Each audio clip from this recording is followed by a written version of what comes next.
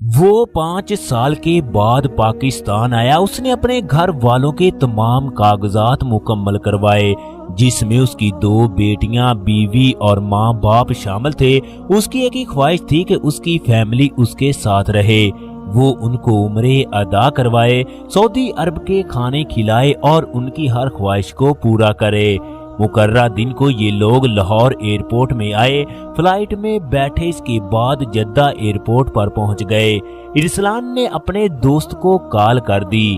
وہ Jeddah airport پر گاڑی لے کر پہنچ چکا تھا۔ یہ لوگ خوشی خوشی فلائٹ سے نیچے اترے۔ اس کے بعد جب فنگر پرنٹ ہوئے تو یہ لوگ سامان کا انتظار کرنے لگے۔ اتنے میں ایک شرطا اس کے پاس آیا، انگلش میں ارسلان سے پوچھنے لگا، یہ سامان آپ کا ہے؟ اس نے ہاں میں جواب دیا۔ اس کے بعد وہ ان لوگوں کو ایک کمرے میں لے گیا۔ چنانچہ یہ فیملی ایک کمرے میں آرام سے بیٹھ گئی۔ ارسلان بہت پریشان تھا کہ ان لوگوں نے کس وجہ سے ہمیں اس علیحدہ کمرے میں بٹھایا۔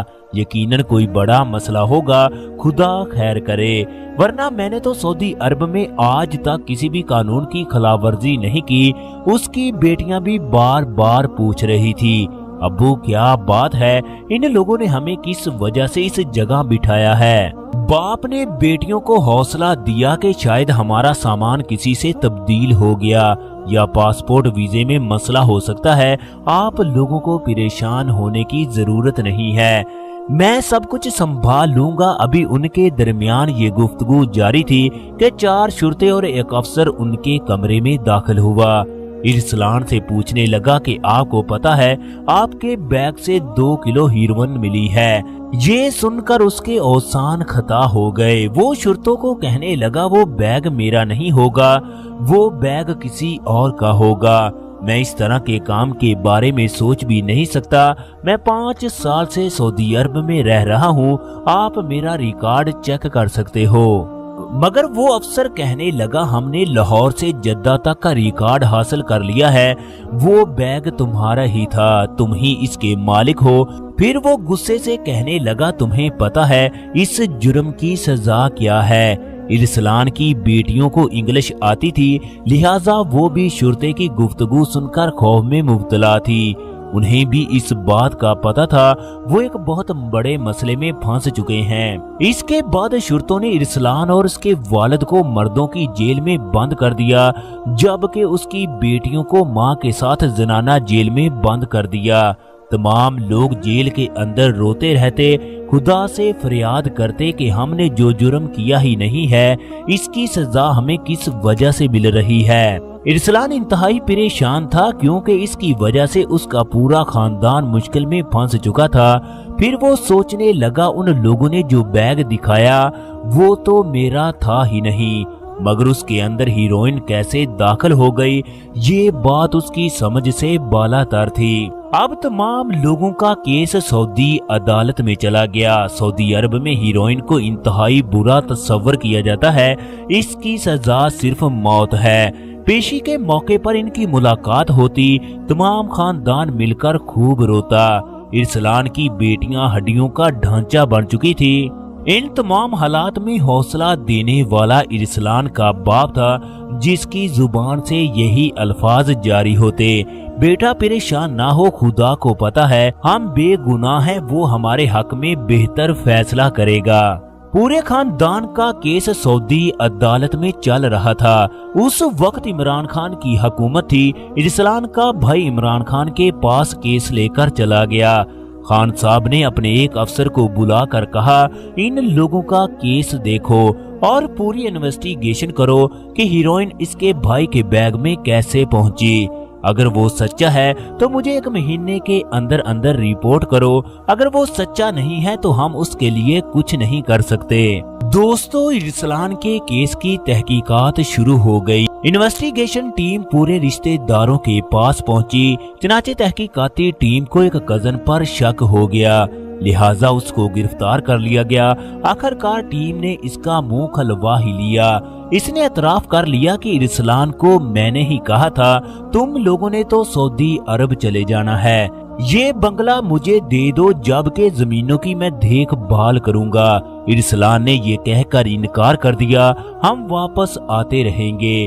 हम हर 2 महीने के बाद चक्कर लगाएंगे, इसलिए हम ये घर किसी को नहीं दे सकते, जबकि जमीन हमने ठेके पर दे दी है। इरसलान का कजन कहने लगा, मुझे इसकी बातें सुनकर बहुत ज्यादा दुख हुआ। मैं हसद की आग में जलने लगा। चनाचे मैं इरसलान के साथ हर वक्त रहता। मैंने एक दोस्त से हीरोइन ली और इसके बैग में रख दी। अब तमाम केस वाज़ेह हो चुका था, लिहाजा इरसलान के कजन को गिरफ्तार कर लिया गया। दूसरी तरफ सऊदी अदालत में ये केस आखिरी मराहल में था, लिहाजा वो इन 6 लोगों को सर कलम की सजा देने वाली थी। इरसलान और उसकी फैमिली हर वक्त रो रो कर खुदा से दुआएं करती कि हमें इस मुसीबत से निकाल ले। हम बेगुनाह जेल में पड़े हैं, हम इस आजमाइश के काबिल नहीं है जो हम इस आजमाइश को सह सकें। आखिरकार खुदा ने उनकी दुआओं को कबूल कर लिया। ये केस इमरान खान के पास पहुंचा। इमरान खान को तमाम सूरत-ए-हाल से आगाह किया गया। इमरान खान ने सऊदी एम्बेसी के सफीर को बुलाकर इरसलान के केस के बारे में बताया। फिर इन्वेस्टिगेशन टीम के जरिए इरसलान के कजन से मुलाकात भी करवाई। सऊदी सफीर पर तमाम हकायक वाज़ेह हो चुके थे, मगर अब भी इरसलान की फैमिली किसी भी तरह रिहा नहीं हो सकती थी, क्योंकि सऊदी कवानीन के मुताबिक इरसलान के बैग से हीरोइन मिली थी, लिहाजा वो मुजरम था। सऊदी अदालत किसी भी तरह उन्हें रिहा नहीं कर सकती थी। इमरान खान ने वजारत खारजा को एक खत मोहम्मद बिन सलमान को लिखने का हुक्म जारी कर दिया। चनाचे वजारत खारजा ने एक खत लिखा जो सऊदी सफीर तक पहुंचाया गया, जिसमें तमाम सूरत-ए-हाल बताई गई। फिर मोहम्मद बिन सलमान के कहने पर इरसलान और इसके खानदान को रिहाई मिली। ये उस वक्त की बात है जब सऊदी अरब ने कई हजार कैदियों को रिहा किया, जबकि मोहम्मद बिन सलमान को इमरान खान ने कहा, मैं अपने मजदूरों का सफीर हूँ। रिहाई के वक्त पूरा खानदान इंतहाई खुश था। तमाम लोग एक दूसरे के गले मिलकर रो रहे थे। इसके बाद ये लोग सऊदी अरब में रहने लगे। इरसलान आज भी इमरान खान से दिल से मोहब्बत करता है। वो सोचता है अगर खान साहब ना होते तो इन्हें रिहाई किसी भी तरह ना मिलती, लेकिन अफसोस आज वही इमरान खान जेल के अंदर पड़ा है। जिंदगी में एक बात सीख लो, किसी से इतना हसद ना करो कि उसकी जिंदगी की सांसें छीन लो। अगर किसी के पास मालो दौलत है तो अपने लिए और उसके लिए खैर की दुआ करो। खुदा से खैर मांगने वाले किसी भी वक्त परेशान नहीं होते। दोस्तों, आज की हमारी वीडियो कैसी लगी? अगर आज की हमारी वीडियो पसंद आए तो वीडियो को लाइक और शेयर कीजिएगा।